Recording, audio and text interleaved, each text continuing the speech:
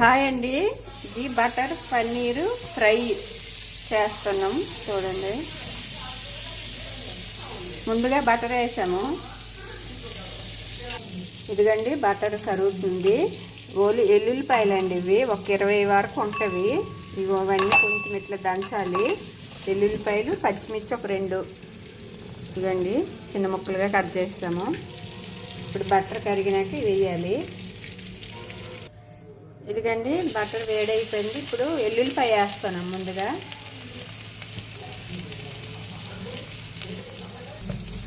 పచ్చిమిర్చి ఇప్పుడు వేస్తాము.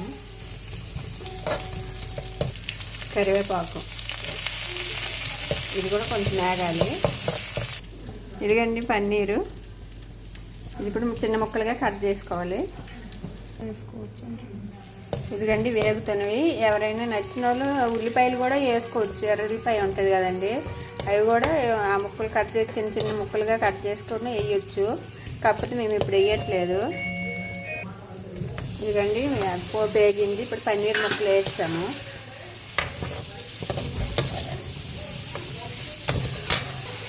సరిపడా ఉప్పు అండి వేస్తాము. ఇప్పుడు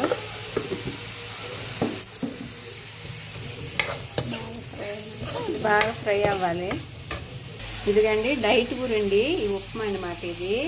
ఇది రవ్వతో ఏం కాదండి, ఓన్లీ నట్స్, సీడ్స్ అన్నీ ఉంటాయి కదండి, వాటితో పౌడర్ చేసి కొబ్బరి పొడి వేసి ఇట్లా పౌడర్ చేసి డైట్ గురిండి అండి. ఇది ఇట్లా ఉప్మాలాగా చేసుకోవచ్చు, ఇడ్లీలాగా చేయొచ్చు అండి. ఇది దాని కాంబినేషన్ ఈ పన్నీర్ ఇట్లా ఫ్రై చేయాలి. అంటే ఒకసారి ఇలాగ ఉండాలి, ఒకసారి గ్రేవీ లాగా. ఎప్పుడు ఒకలాగా కాదు కదండి, డైట్ బోర్ కొడుతుందని ఇట్లా అనమాట. ఒక్కొక్క రోజు ఇడ్లీలాగా, ఒక్కొక్క రోజు ఇట్లా ఉప్మాలాగా చేయాలండి. ఇదిగండి పన్నీర్లో వాటర్ అంతా పోయి ఆయిల్ బయటకు వచ్చే వరకు ఫ్రై చేయాలండి. ఇట్లా కలుపుతుండాలి, లేకపోతే అడుగు పెట్టేస్తుంది. ఇదిగండి ఇది మనం ఇంట్లో తయారు చేసిన మసాలా అండి. ఇది కొబ్బరి పొడితోటి అన్ని మసాలా దినుసులు అన్నీ కలిపి కొబ్బరి పొడితో చేసాము. ఈ మసాలా ఇది వేయాలండి. డైట్ కాబట్టి ఇది వేయాలి. ఏ మసాలా అయినా వేసుకోవచ్చండి. ఇప్పుడు డైట్ ఫుడ్ ఇది కాబట్టి ఇది వేస్తున్నాం మేమైతే.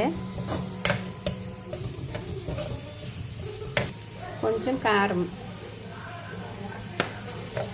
ఎవరి కారం తగ్గట్టు. కొంచెం ఫ్రై అవ్వాలండి. ఇప్పుడు కారం వేసాం కాబట్టి కొంచెం ఫ్రై అయితే చాలండి, ఎక్కువ టైం పట్టదు ఇది. ఇదండి ఇలా ఫ్రై అయిపోతే చాలు. ఇప్పుడైతే అయిపోయింది, స్టవ్ ఆఫ్ చేసేస్తున్నాము. చూడండి ఇలా ఫ్రై అయిపోతే చాలండి. టేస్ట్